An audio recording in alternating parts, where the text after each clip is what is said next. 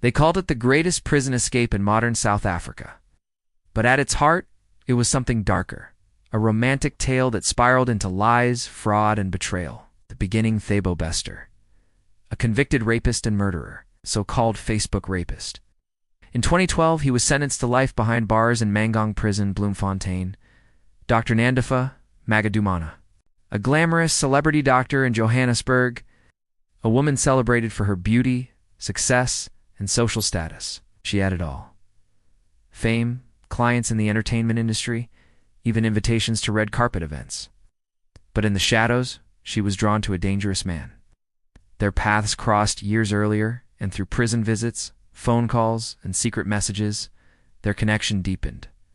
What began as admiration turned into love, a love powerful enough to risk everything. It's the Great Escape on the 3rd of May 2022. Flames engulfed cell 35 inside Mangang Prison.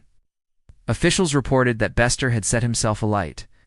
A charred body was pulled from the cell, declared his remains. Case closed, so it seemed. Behind the fire was a sinister plot.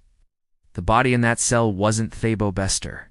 It belonged to another man, Katlego Mfolo, killed to stage the perfect escape. And just hours later, Dr. Nandipha arrived at the morgue. She claimed the burnt corpse as her husband under customary law. She fought to bury it. But in truth, the real Bester was gone, walking free. He had slipped out of prison disguised as a warder, and he wasn't alone. He had his lover on the outside. His life on the run. Johannesburg. While the country believed Bester was dead, he and Dr. Nandipha lived in luxury. They rented mansions in Hyde Park and Coleraine Park. They drove expensive cars. They dined in style. And together, they built a business empire of deception. Their company, Aram Properties, promised homes and renovations. Clients paid millions, but nothing was ever delivered. The mastermind was Bester. The face was Dr. Nandipha. Together, they conned families, investors, and hopeful dreamers. It was love and money, bound together in fraud. The exposure for months, whispers spread. Journalists from ground up began to investigate. By October 2022, the Department of Correctional Services suspected Bester had escaped, but they said nothing. Then, in March 2023, the truth exploded. Photos revealed Bester and Dr. Nandipha shopping at Woolworths in Sandown, alive. Together, the nation was stunned. The Facebook rapist had faked his death, and the doctor who once saved lives was now on the run with him. The fall of the net closed quickly. The lovers fled across borders, through Zimbabwe, into Zambia, and finally to Tanzania. On the 7th of April 2023, police arrested them in Arusha. They had passports, disguises, and plans to escape to Kenya. But it was over.